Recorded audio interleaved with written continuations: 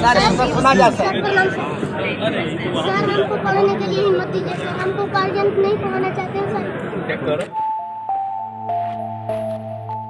No photo no video, ये अंदाज उसी सोनू का है जो 6 महीने पहले मुख्यमंत्री नीतीश कुमार के सामने अपने गांव नीमाकोल के सरकारी स्कूल में पढ़ाई की व्यवस्था पर सवाल खड़ा कर स्वयं की पढ़ाई की अच्छी व्यवस्था करवाने की मांग की थी ताकि उसका आईएएस बनने का सपना पूरा हो सके।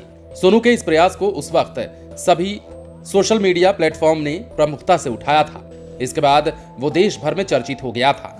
सोनू को मुफ्त में पढ़ाने और अन्य खर्च उठाने के लिए कई बड़े शहरों के नामी शिक्षण संस्थानों और राजनीतिक दलों ने संपर्क किया था, लेकिन उसने राजस्थान के कोटा स्थित एलन इंस्टीट्यूट का ऑफर स्वीकार किया। सोनू दिवाली की छुट्टियां बिताने अपने गांव हरनौत के नीमाकोल आया हुआ है।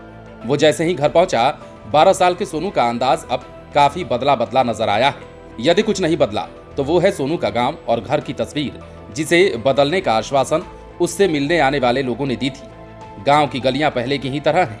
हाँ, जलापूर्ति का पाइप सोनू के घर में जैसे तैसे पहुंचा दिया गया है।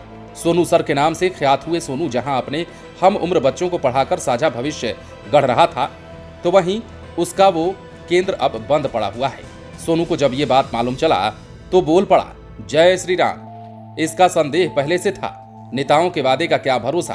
सोनू ने अपने गांव नीमाकोल के बाजू में स्थित दलितों की बस्ती पासवान नगर को कर्म भूमि बनाया था। पढ़ाई के लिए सोनू को गांव छोड़ने पर एक नेता ने सोनू सर की जगह एक ट्यूटर रखवा दिया था। बेंच डेस्क और सेलिंग पंखे की व्यवस्था भी की गई थी।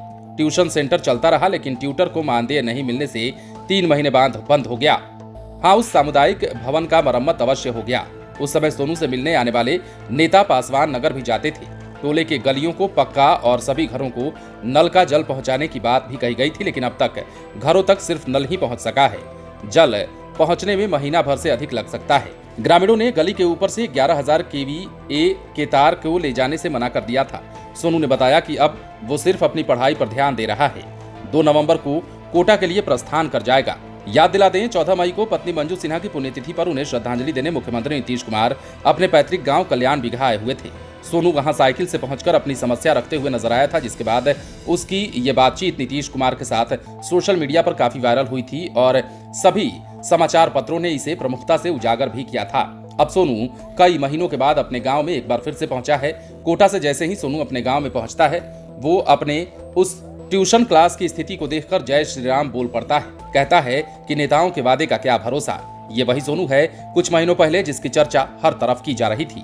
बने रहें लाइव सिटीज के साथ। यदि अब तक आपने हमारे चैनल को सब्सक्राइब नहीं किया है तो सब्सक्राइब कर लीजिए ताकि हम आपको खबरों से अपडेट रख सकें।